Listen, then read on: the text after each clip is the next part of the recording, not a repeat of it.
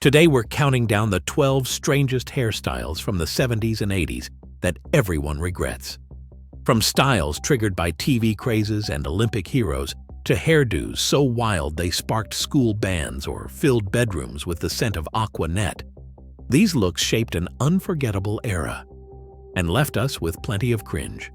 Some faded out quietly. Others left an expensive, messy, or hilarious mark on family albums. Which cut claims the crown for the most regrettable? And why did so many of us try them in the first place? Let's begin our nostalgia-fueled countdown, starting with number 12. Number 12 opens with a style as soft as it was iconic: the feathered Farrah flip. Mid to long layers, brushed back with a round brush and blow dryer, created those signature wings that seemed to float alongside the face. In 1976, Farrah Fawcett's debut on Charlie's Angels sent millions rushing to salons, and her red swimsuit poster sold over 12 million copies, cementing the look as a national obsession. The appeal was instant glamour with just enough effort. No harsh chemicals, just a steady hand and plenty of brushing. Salon bookings for feathered cuts reportedly tripled within a year, with stylists fielding endless requests for the perfect Farrah shape. While the style faded as the 80s demanded bigger hair and more volume, the flip's approachable elegance keeps cycling back. Today, curtain bangs and soft layers echo the same airy movement. Which family photo in your album still shows a feathered flip in full swing? Number 11, the mullet delivers one of the most recognizable contrasts in hair history: short on the top and sides, but left to grow long and loose at the back. This dual-purpose cut became a symbol of flexibility, equally at home on the factory floor or at a weekend barbecue. By the early 1980s, the mullet found champions in hockey arenas and small-town barbershops, with athletes and blue-collar workers alike embracing its low-fuss upkeep. The phrase "business in the front, party in the back" summed up its appeal, but the style also sparked friction. Some schools and workplaces saw it as too unruly, prompting quiet battles over appropriate grooming. Media and comedians soon turned the look into a national punchline, and by the 1990s, mullet wearers found themselves the butt of endless jokes. Still, the story isn't over.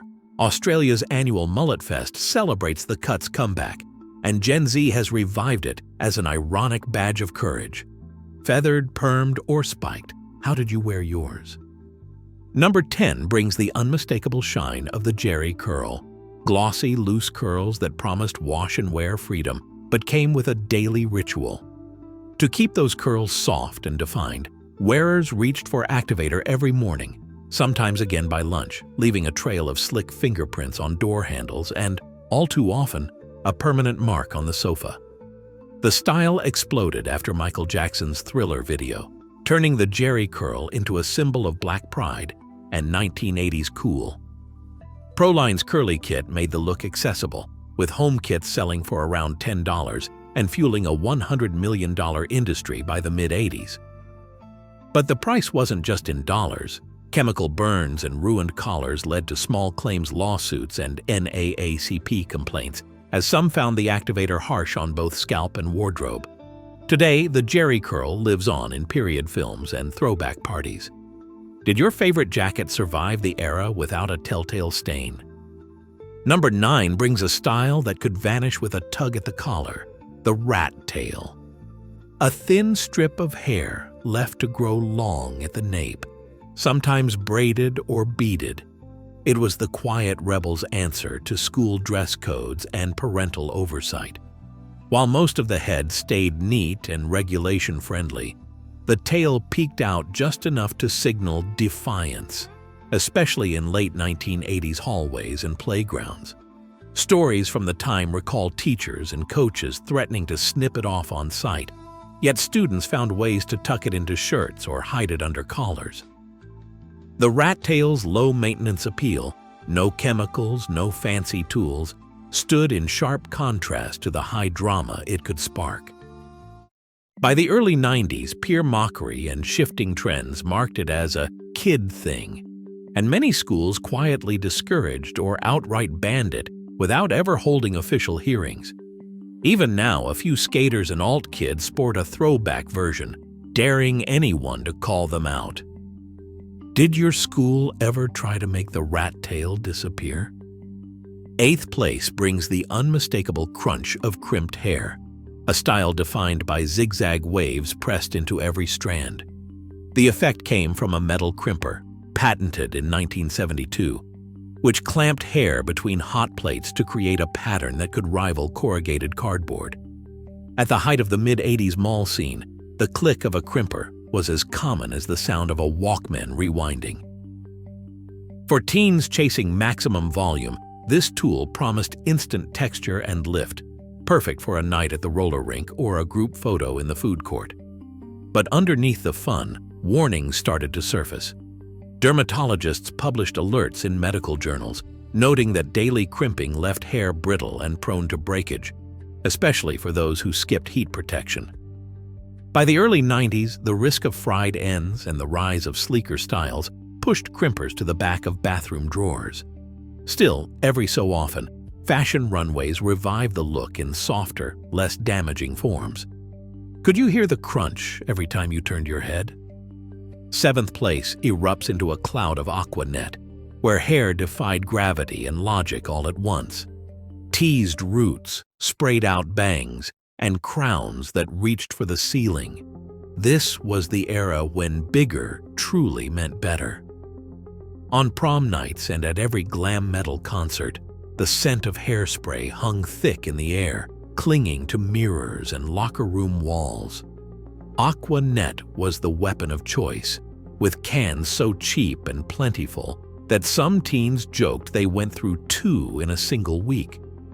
At the height of the craze, beauty editors claimed enough cans were sold to wrap around the earth, though no official statistic backs it up. The obsession with hold came at a cost, not just to hair but to the environment. By the late 1970s, the EPA banned CFCs from most aerosols, forcing a reformulation just as big hair hit its peak. Still, the myth of ozone-eating hairspray lingers, a symbol of the decade's excess.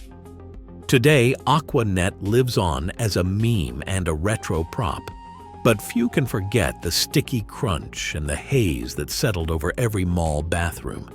How many cans did it take to keep your bangs sky-high through a single concert?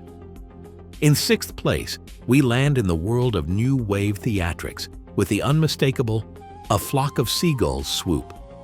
Picture a sky-high front crest, brushed sharply forward, and then swept sideways in a dramatic wing that nearly covers one eye. This wasn't just a hairstyle. It was instant branding, engineered for the MTV era. In 1982, the band's "I Ran, So Far Away" video hit heavy rotation, and suddenly, salons across the US fielded requests for the flock look. Chrysalis Records even sent out memos encouraging a disruptive visual identity, hoping to make the band stand out on crowded TV screens. The effect worked. Fan mail poured in, with teens asking for styling tips and parents left wondering how much mousse it took to keep that swoop aloft. But outside of music videos and Halloween parties, the swoop proved nearly impossible to wear. Too theatrical for math class, too impractical for the office. The style faded as quickly as it rose. Today, it pops up mostly as a punchline or a costume, a reminder of how far some would go to turn hair into a headline. Would your old yearbook have room for a wing that wide? In 5th place, the punk mohawk and Liberty spikes stand as the ultimate act of hair defiance. Shaved sides left a single strip or a crown of spikes, each one sculpted skyward with anything at hand. Knox gelatin, Elmer's glue, even egg whites mixed in kitchen bowls before a show. The look first erupted in late 1970s London, where Vivienne Westwood's sex boutique handed out not just safety pins, but a whole attitude, coaching young punks on turning their hair into a protest banner. By 1983, school boards in cities like Austin, Texas, debated outright bans, and memos from fast food chains quietly blacklisted employees with unnatural spikes or colored crests. For many, the daily ritual was a badge of pride, mixing up a sticky batch, holding still while a friend fanned each spike dry. The mohawk wasn't just a style, but a public statement. You couldn't hide it, and that was the point. Today, the look survives at punk festivals and in protest marches, a living symbol of DIY spirit and refusal to blend in. Hairspray, soap, or glue? What held your rebellion together? Fourth place delivers the unmistakable spiral and poodle perm, tight, springy curls that exploded into massive volume, promising a shortcut to all-day bounce. The look was everywhere by 1984, fueled by home kits like Ogilvy, which sold over 400,000 boxes in a single month. Perms offered a chemical alternative to daily rollers, but the process was anything but simple. Hair wound tightly on rods, then doused in a pungent solution that lingered for days. For many, the worst part wasn't the smell, but the sting. Chemical burns and breakage sent hundreds to dermatologists, and in some cases, to court. The Consumer Product Safety Commission issued recalls after a spike in reports of scalp injuries, and manufacturers faced lawsuits over burns and ruined hair. Salon prices soared as professionals promised safer results, but even there, risks remained. As the 90s dawned, softer waves and fear of damage pushed the spiral perm into the background. Today, only the gentlest versions survive, but the memory of crunchy curls and the dread of neutralizers still lingers. Was it the endless rods or the sharp chemical scent that made you swear off perms for good? Third place brings the high-top fade, a style as sharp and geometric as the era's best sneakers. Distinguished by close-cropped sides and a perfectly sculpted flat crown, the high-top fade was a walking billboard for precision and pride. In late 1980s barbershops from Detroit to Harlem, the so-called height wars took over, with barbers and their clients measuring the tallest, crispest cuts using rulers and chalk lines. Ebony and Jet magazines featured these competitions, where a quarter-inch difference could make or break a champion. The look exploded in popularity through hip-hop and sports media, with Kid and Play and early Will Smith turning the fade into a pop culture signature. TV shows like The Fresh Prince of Bel-Air and films such as House Party broadcast the style to millions, fueling demand for ever higher crowns and sharper angles. Unlike chemical-heavy perms or curls, the high-top fade demanded frequent trims every 7 to 10 days to keep edges immaculate. Barbers perfected specialized clipper techniques, blending artistry with athletic skill, and some even traveled city to city for competitions. As the 90s arrived, shorter fades and low-maintenance cuts took over, but the high top never fully disappeared. Today, it returns for period-accurate rolls, basketball tournaments, and as a badge of cultural pride. Classic flat, Gumby, or high-rise. What shape would you choose for your own high top? Second place belongs to the Dorothy Hamill wedge, a cut that swept across America almost overnight after the 1976 Winter Olympics. Instantly recognizable for its rounded, beveled shape and crisp, swinging movement at the nape, the wedge was designed to move with every turn, just like Hamill herself on the ice. When she clinched gold in Innsbruck, an estimated 70 million viewers tuned in on ABC, and suddenly, salons from Boston to Bakersfield were inundated with requests for the same sporty, easy care look.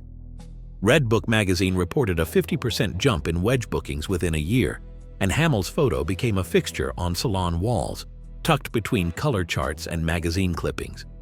Clairol capitalized on the craze, launching a national campaign that paired Hamill's smile with promises of a fresh start for every woman and girl. The wedge offered freedom from rollers and endless teasing, appealing to athletes, busy moms, and anyone craving a no-fuss routine.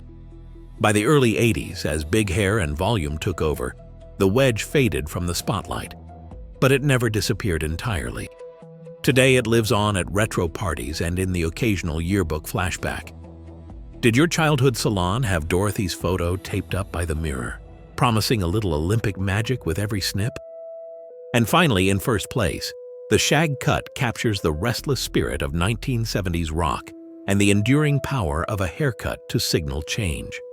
Choppy, layered, and purposely messy, the original shag was born in 1971 when stylist Paul McGregor sculpted it for Jane Fonda's role in the film Clute, a look that broke with the era's prim, set styles. Unlike the feathered flip or the wedge, the shag didn't require hours of rollers or product. Instead, it thrived on movement, with uneven layers that flipped, tucked, and fell wherever gravity took them. This cut quickly became a badge of bohemian cool, crossing gender lines as both Stevie Nicks and Mick Jagger wore their own versions on stage and album covers.